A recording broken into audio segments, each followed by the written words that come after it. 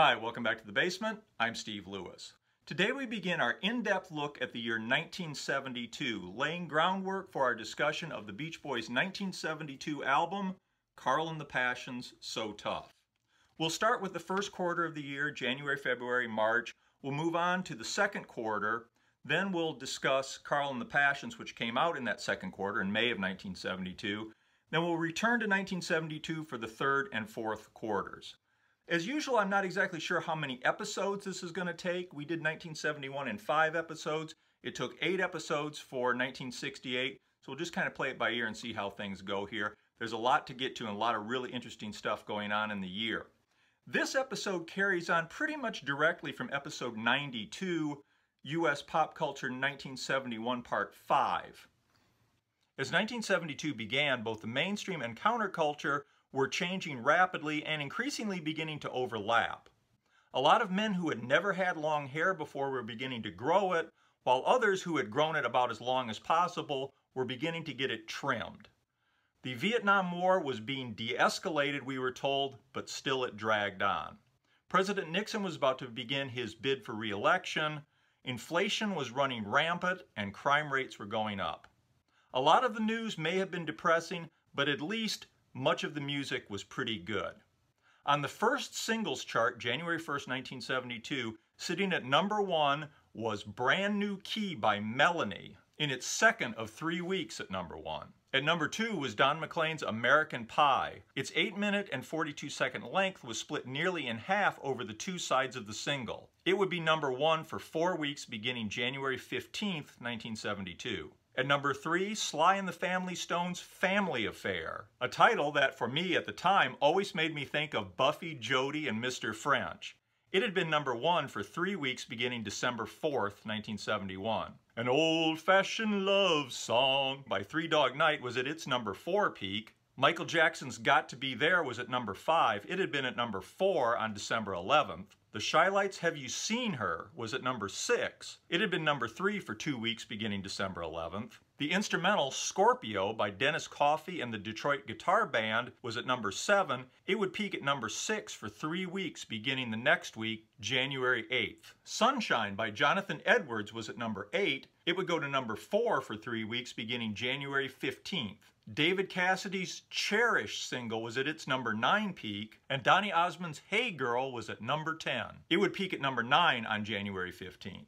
Top 10 singles that would come and go in that first quarter included I'd Like to Teach the World to Sing in Perfect Harmony by the New Seekers. It would reach number 7 for 2 weeks beginning January 15th. You Are Everything by the Stylistics would go to number 9 for 2 weeks beginning January 22nd. Sugar Daddy by the Jackson 5 would hit number 10 for 2 weeks beginning January 22nd. Betty Wright's Cleanup Woman would hit number 6 on January 29th. Day After Day by Badfinger would go to number 4 on February 5th. Al Green's Let's Stay Together would hit the number 1 spot on February 12th.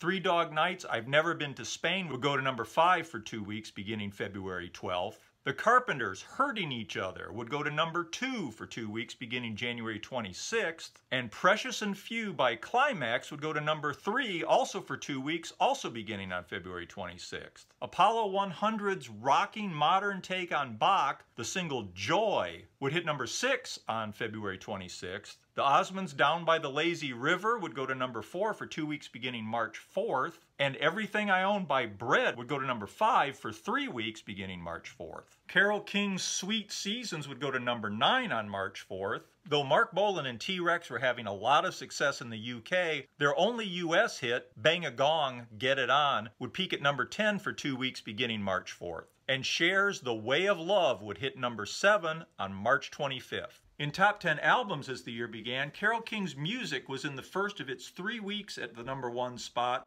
not quite the 15 weeks at number 1 of her previous album Tapestry, but still pretty strong. Led Zeppelin's untitled 4th album was in the second of its 3 weeks at its number 2 peak. And at number 3, Cat Stevens' Teaser and the Fire Cat. This had peaked at number 2 back on December 4th. At number 4 was Chicago at Carnegie Hall. It would rise to number 3 on January 15th. Grand Funk's E Pluribus Funk album was at its number 5 peak.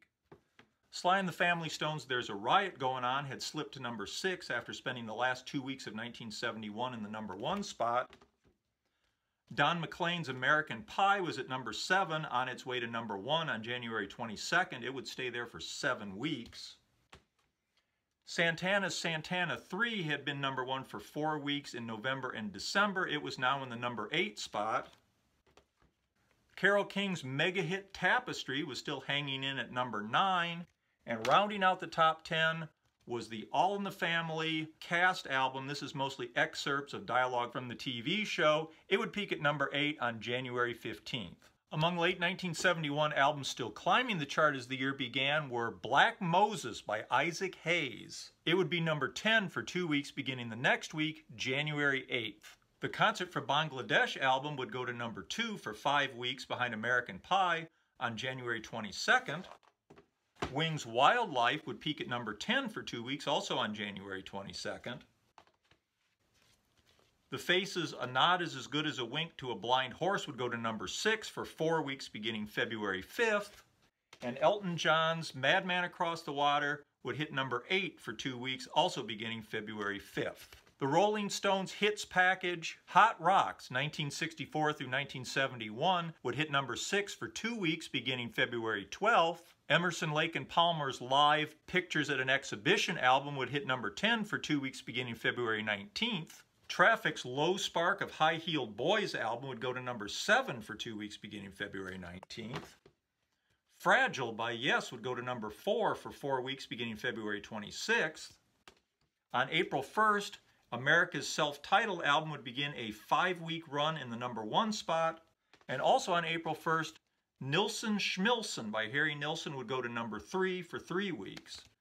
Big new album releases in the first quarter of 1972 included Got to Be There by Michael Jackson, released on January 24th. Also released on January 24th was another great Aretha Franklin album, Young, Gifted, and Black. It would reach number 11. And on that same day, Paul Simon kicked off his solo career proper with his self-titled album. On January 27th, we got an album, AM and FM, from young, hip comedian George Carlin. It would go to number 13 in the spring. And on the 29th of January came Phase 3 by the Osmonds. It would turn out to be their highest charting album, going to number 10 on March 11th. On the 31st, we got Al Green's Let's Stay Together album. Also released in January was Bread's Baby I'ma Want You, Hendrix in the West by Jimi Hendrix, a collection of live tracks recorded in England and in California. Not exactly sure why that's called Hendrix in the West.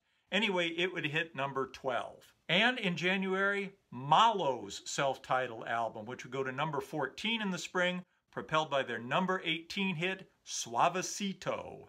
On February 1st, we got Neil Young's Harvest album. On February 12th, the Allman Brothers' Eat a Peach. Also released in February was David Cassidy's first and highest charting solo album, Cherish. This would peak at number 15.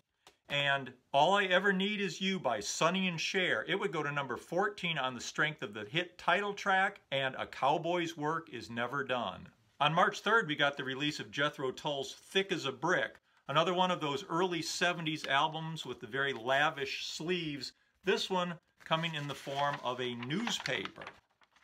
And on March 25th, we got the release of Deep Purple's Machine Head album. Though the album would only hit number 34 in the US on its initial release, it shot to number 1 in the UK, and in the summer of '73 would hit US number 7 after Smoke on the Water became a hit single. Of course, we'll return to this when we talk about 1973.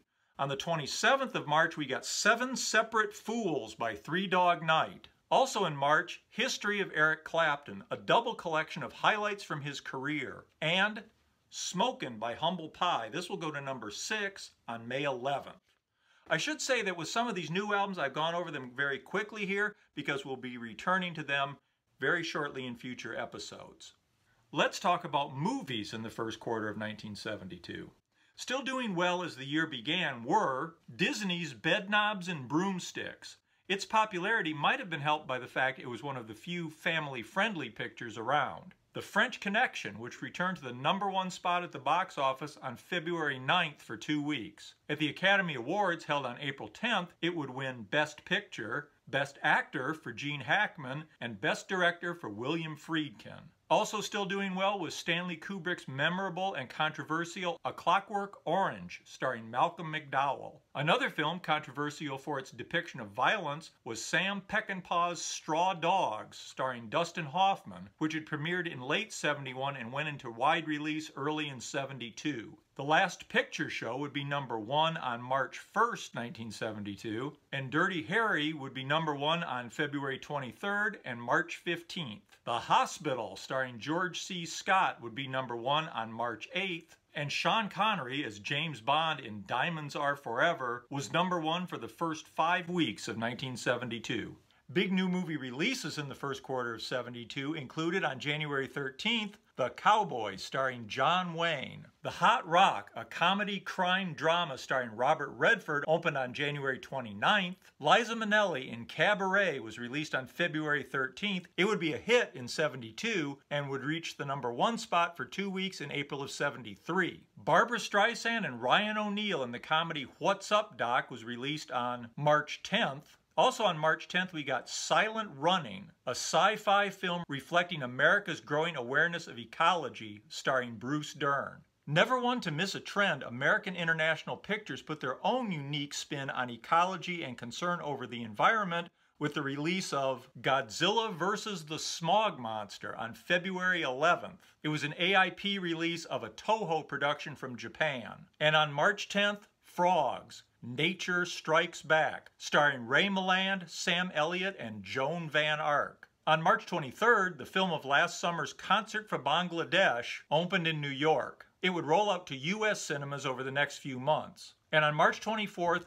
the film event of the year opened in wide release. The Godfather, starring Marlon Brando, James Caan, and Al Pacino, would be a huge critical and box office hit. #1 for 23 weeks from March 22nd through August 23rd, and then again for 3 weeks in September. So that gives us a start on 1972. Next time we'll talk more about the first quarter, winding up with television, news, and of course what the Beach Boys were up to. Look forward to your comments. Please hit like and subscribe if you don't mind, and we will see you next week. Thanks for watching. Bye.